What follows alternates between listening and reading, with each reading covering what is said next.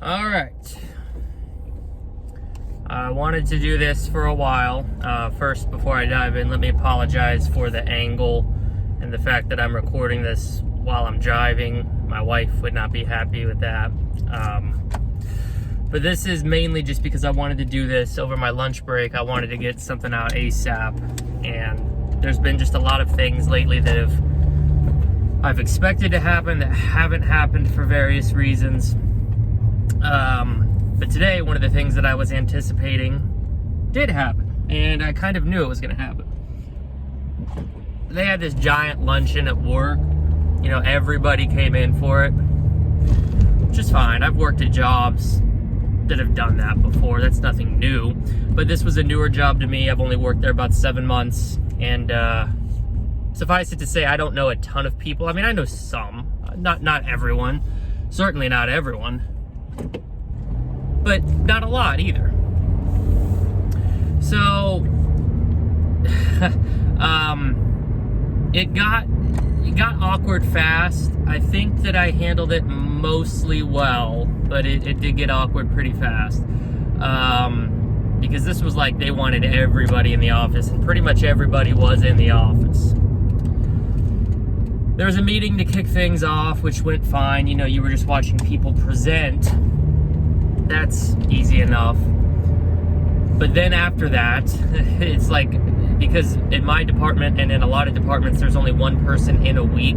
So not a lot of people get to see each other. And if you're outgoing, you're gonna seize this opportunity. So what happened when the meeting ended is everybody kind of got up and started saying hi to each other. Now, of course, I know the people on my team, so I said hi to them, but that was over in 3 minutes, if that. And that's when everybody from my department kind of started filtering out, saying hi to other people, or other people from other departments were coming over to say hi to the other workers in my department. I'm just kind of sitting in my cubicle alone. Like I said, awkward, sure. I got through it, but that part was one of the harder parts of the day. You know, everybody catches up. That goes on for, I don't know, 10, 15 minutes. It felt a lot longer than that, but let's call that what it is. It's not like everybody was up and talking for an hour or two.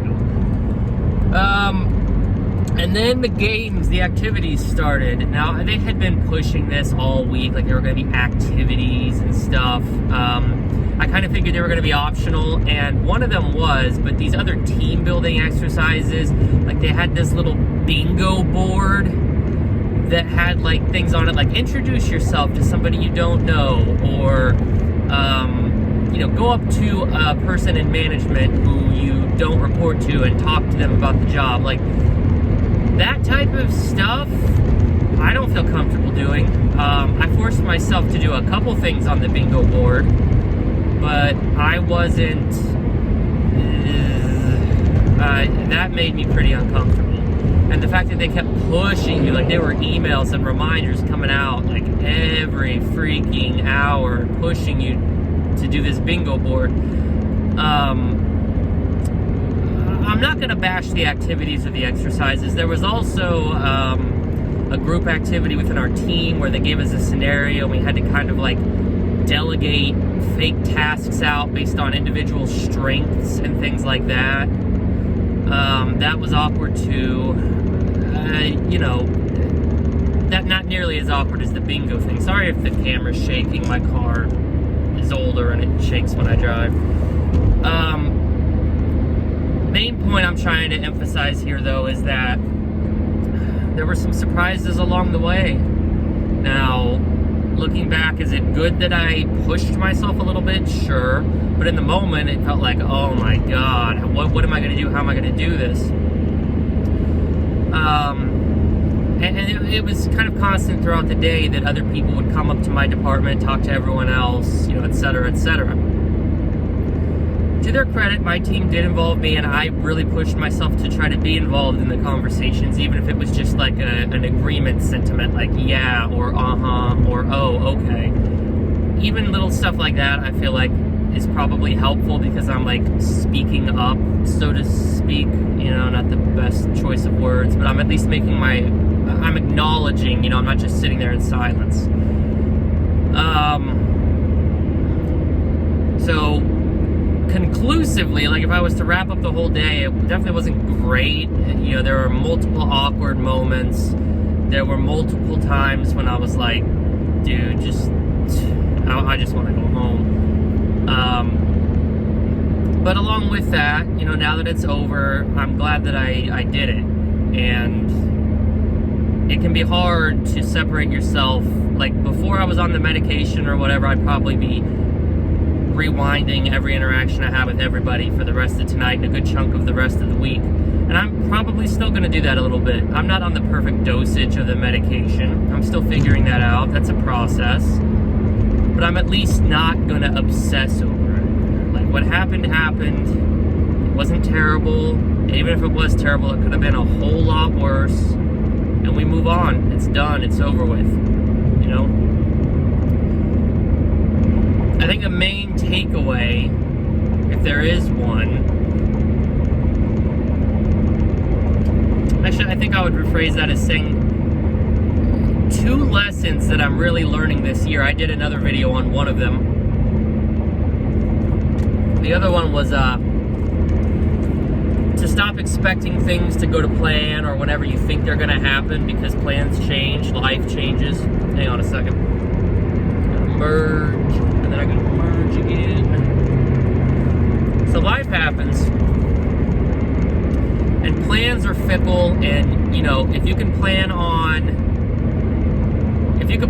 something, whether it gives you anxiety or not, okay. But always keep in the back of your mind that things can change on a dime, and they do change on a dime. Just the last 2 months alone, I've had so many things that I thought were set in stone up until the day of literally change. And that's a lesson that I feel like I only learned through trial and error. But the other thing too is, even if the thing happens, there's going to be unexpected variables thrown at you.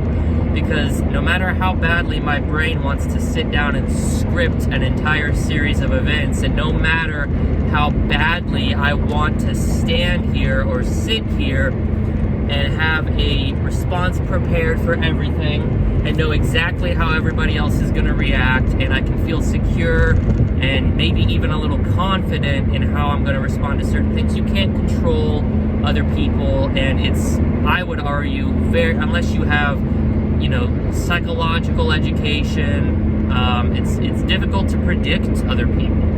So it's kind of a moot point, and that's something that I am also slowly learning, is that I hate the saying because it's such a cliche, but like roll with the punches or go with the flow really is the best methodology to live your life. Because at the end of the day, like, if I look at today objectively, some of the things I worried about happened. And I can objectively say, you know, maybe I was right to worry about it, but at the exact same time, it got me nowhere, because my responses are done in the moment. When I'm doing those responses, or I'm realizing that something I'm worried about is happening, it's not like I'm digging through my brain. It's not like I'm holding up a finger to the person I'm speaking to, like, wait, let me think about what I had prepared 2 or 3 days ago to say about this. It's an instantaneous response. Half the time I don't say what I want to say, because a totally separate issue. I'm very impulsive, and I don't think before I talk, and I think that's because I get a little hyper whenever someone interacts with me. But it's the same difference. At the end of the day, all of that effort's wasted. But I also don't like that, like, looking at it like wasted effort, because it's just a bad habit, right? My brain is trained to do things a certain way because it's trying to protect me, and I have to train it to learn that these situations, these people, these fears are not all things that need to be worried about till the end of time, or until they happen. And that's something else that the medication is helping with. That is also helping me kind of delay my